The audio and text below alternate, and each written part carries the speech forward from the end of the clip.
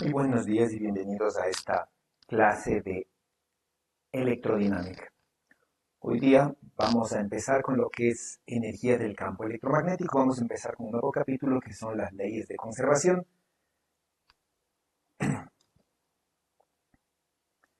Entonces, para esto espero que hayan revisado este tema. Vamos a empezar por los resultados de aprendizaje. En este punto es importante que tomen en cuenta que los campos electromagnéticos van a cumplir las mismas leyes de conservación que la materia. Eso quiere decir que van a tener energía y cantidad de movimiento.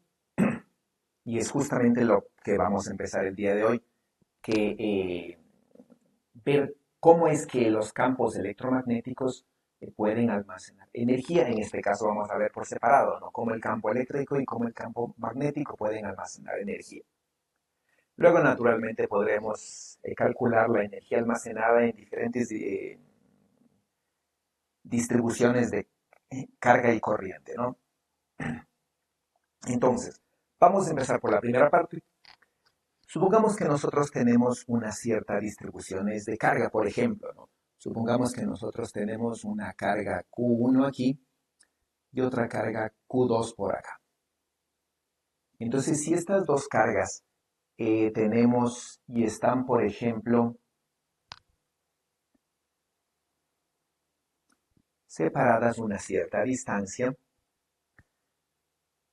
supongamos esta distancia d, nosotros sabemos que estas dos cargas tienen una cierta interacción y por lo tanto, si son cargas diferentes, tienden a generar una fuerza que trata de unirlas y si son dos cargas iguales, la fuerza en cambio trata de separarlas.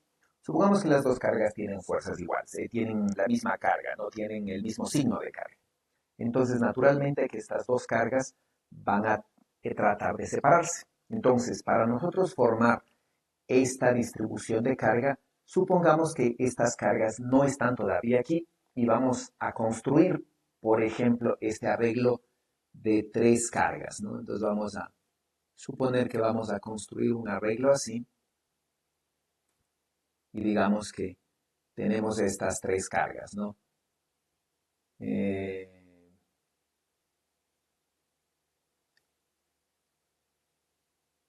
y entonces si nosotros quisiéramos construir este arreglo de tres cargas en un espacio vacío, primero deberíamos traer, por ejemplo, una carga a la vez. Supongamos que las cargas están en el infinito y que no tienen interacción entre ellas porque están separadas a una distancia infinita. Eso quiere decir que para nosotros traer las cargas, primero deberíamos traer una carga, por ejemplo, Q1, ¿no? Entonces supongamos que la carga vino desde el infinito por una cierta trayectoria y le logramos traer hasta la posición final que va a ser la posición Q1. Entonces, como no hay ninguna carga en el espacio que se oponga básicamente a que la carga Q1 venga hasta esta posición, el trabajo que yo necesito hacer inicialmente es cero. Entonces ya he logrado atraer a la carga 1. Ahora supongamos que yo voy a traer a la carga 2. Entonces si yo voy a traer a la carga 2, por ejemplo, desde el infinito, esta carga 2 ya siente una fuerza de repulsión de la carga 1, suponiendo que son del mismo signo. Eso quiere decir, ¿no es cierto?, que hay una fuerza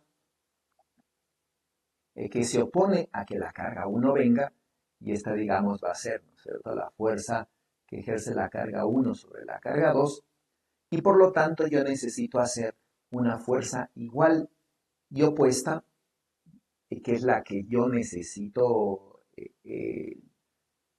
ejercer, que vamos a llamarlo una fuerza externa, y entonces esta fuerza externa va a ser igual y opuesta a la fuerza que hay de repulsión entre las cargas. Y por lo tanto yo tengo que realizar un cierto trabajo, ¿no? Entonces el trabajo que yo tengo que realizar para atraer a la carga 2 básicamente sería la integral de la fuerza externa que yo tengo que hacer multiplicado por la distancia desde, ¿no es cierto?, el punto inicial hasta el punto final, por ejemplo, ¿ya? Y entonces este trabajo va a ser igual a ¿no? A la fuerza de interacción 1, 2, producto punto el desplazamiento. Y esto tomando en cuenta que la fuerza 1, la fuerza que ejerce la carga 1 sobre la carga 2 es básicamente la carga 2 multiplicado por el campo que ejerce la carga 1 sobre la posición de la carga 2. Y entonces nosotros podríamos poner esto, ¿no? Y podríamos decir esto de aquí. Y podríamos decir que este trabajo es simplemente la carga 2 por la integral del campo eléctrico. Le pongamos el campo eléctrico en función ya de sus cantidades, por ejemplo, así.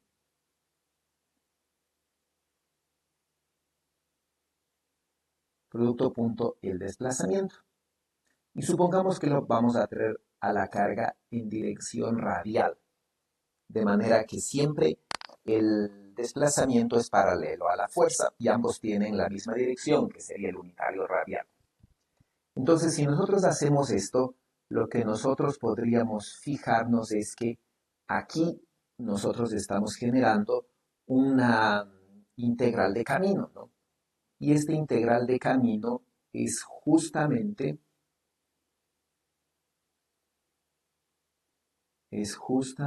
pongámosle así, esta integral de camino es el campo eléctrico en forma de módulo. Y cuando lo integramos, esto simplemente me va a dar, ¿no es cierto? Eh,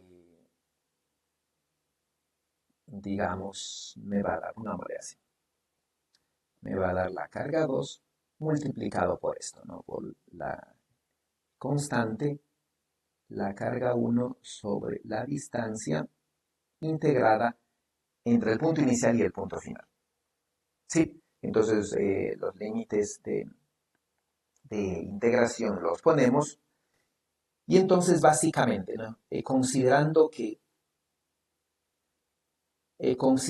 ¿no?, que la carga va a venir desde el infinito, en el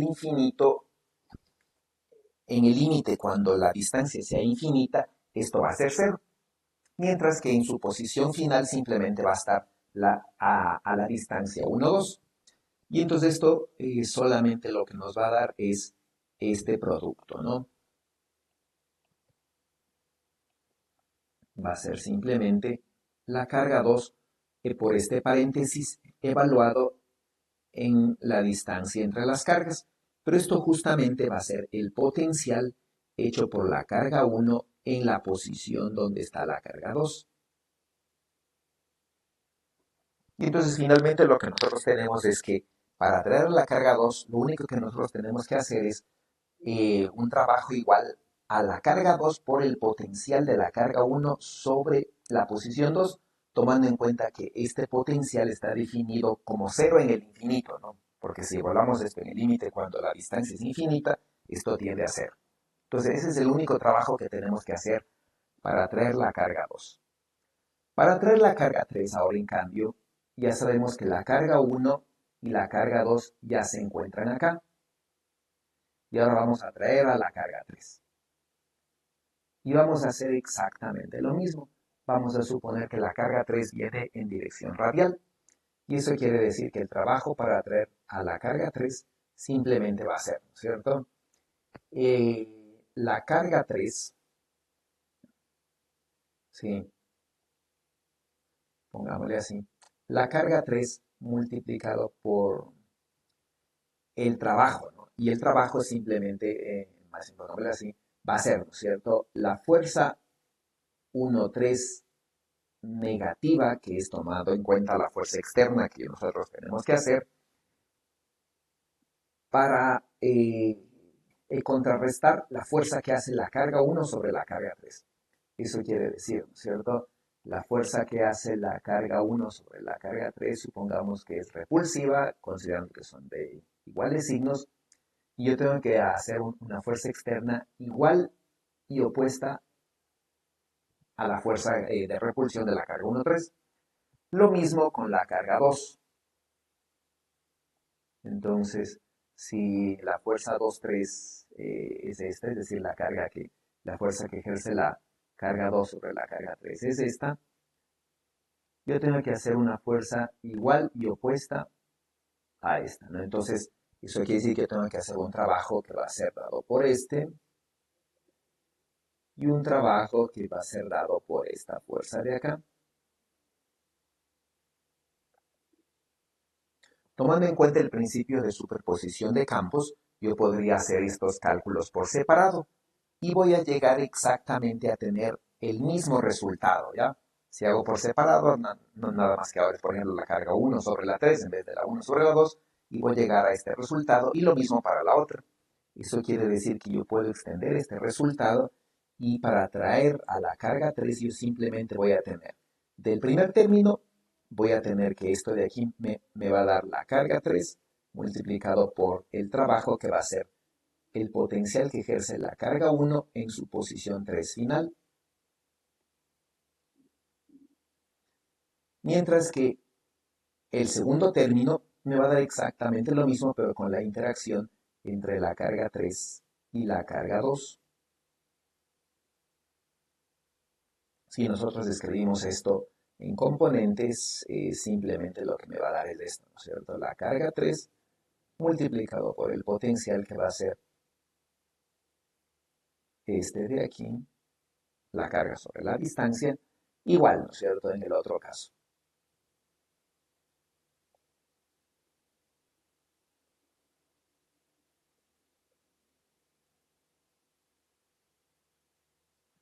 Tomar en cuenta las distancias finales. Entonces, quiere decir que para poner las tres cargas, yo necesito hacer un trabajo que va a ser, ¿no es cierto?, el trabajo para traer la carga 1, el trabajo que va a traer a la carga 2 en presencia de la carga 1, y el trabajo que voy a necesitar para traer la carga 3 en presencia de la carga 1 y la carga 2. Y esto ya habíamos calculado, el primer trabajo es 0, el segundo trabajo es simplemente la carga 2 por el trabajo que es el potencial de la carga 1 sobre la carga 2 en su posición final. Y para traer a la carga 3 yo necesito este trabajo, ¿no? Que sería la carga 3, el potencial 1 sobre la 3 en su posición final y obviamente el 2 sobre la 3.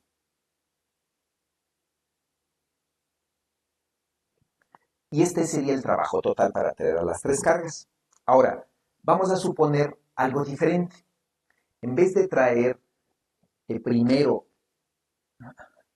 a la carga 1, luego, ¿no es cierto?, segundo a la carga 2 y tercero a la carga 3, vamos a invertir el orden. Entonces vamos a suponer que primero le traigo a la carga 3, luego le traigo a la carga 2 en presencia ya de la carga 3 y luego le traigo a la carga 1.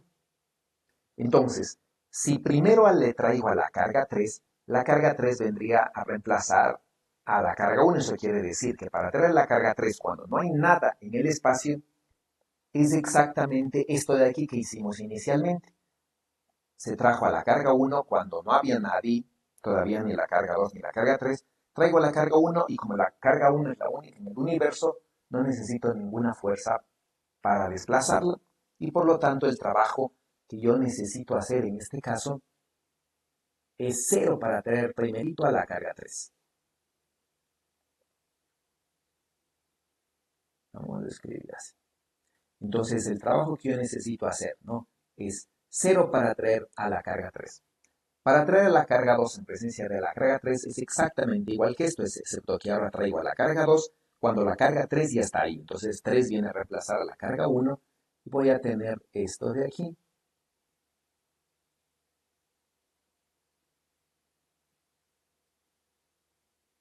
Y ahora para traer a la carga 1 cuando ya está la carga 2 y la carga 3 es simplemente intercambiar 1 con 3 porque la carga 1 viene recién y la carga 3 y la carga 2 ya se encuentran. Entonces simplemente intercambio estos términos y voy a tener eh, este resultado.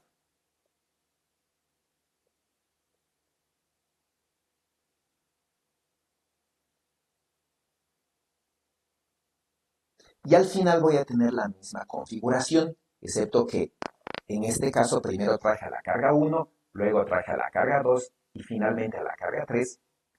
Y en este caso, en color azul, primero traje la carga 3, luego la carga 2 y al final la carga 1. Pero al final tengo la misma distribución.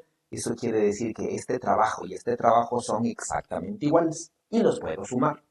Y entonces simplemente lo que yo voy a tener es este resultado, ¿no? Le sumo y voy a tener dos trabajos exactamente igual y agrupo los términos, por ejemplo, del trabajo 1 aquí y del trabajo 1, que es este último corchete acá. Y simplemente lo que voy a tener es esto, ¿no? Es la carga 1 por, ¿no? El potencial de la carga 2 sobre la carga 1, el potencial de la carga 3 sobre la carga 1. Para traer a la carga 2, sumo ahora, ¿no? Este potencial que está aquí, más este potencial que está acá, y lo único que voy a tener es la carga 2 multiplicado por el potencial de la carga 1 en la posición 2, más el potencial de la carga 3 en la posición 2. Y por último, para traer a la carga 3, yo voy a tener simplemente la suma de este potencial más 0, que es simplemente el potencial de las cargas en la posición 3. Y si nosotros nos fijamos en esta fórmula, aquí simplemente tenemos que la carga 1 está multiplicada por el potencial del resto de cargas. En la posición 1, lo mismo acá, ¿no? La carga 2 por el potencial del resto de cargas, que son la 1 y la 3 sobre la posición 2, y idénticamente acá. Eso quiere decir que yo podría tener una fórmula general que va a ser la siguiente. Vamos a copiar esta fórmula.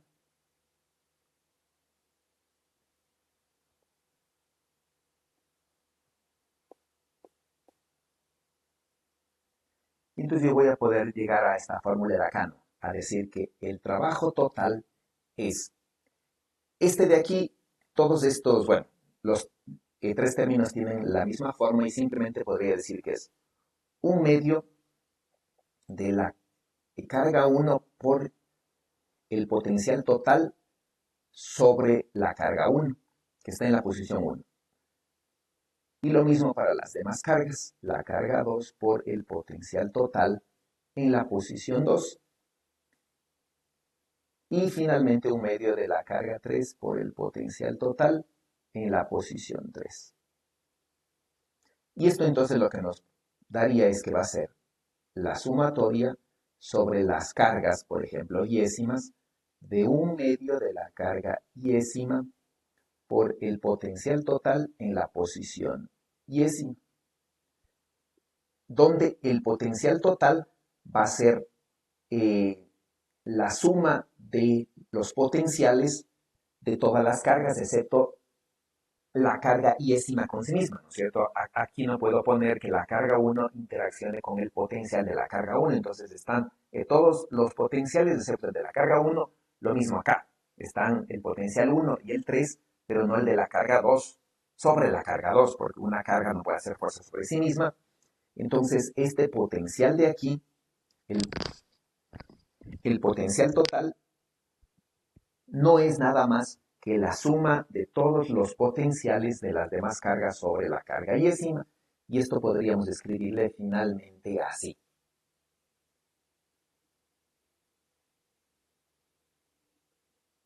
Entonces podría sumar todos los potenciales para definir este potencial total, excepto el de la carga J igual a I, es decir, cuando la carga ejerce una fuerza sobre sí misma, ¿no? Y podría tener entonces el potencial así,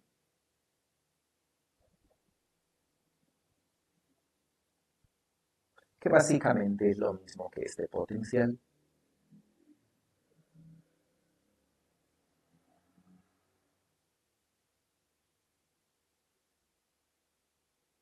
Entonces llegamos a esta fórmula. Espero que hayan entendido. Cualquier pregunta, pues me la hacen a través del aula virtual. Esta va a ser la primera parte de la clase de hoy. Muchas gracias por su atención y nos vemos pronto.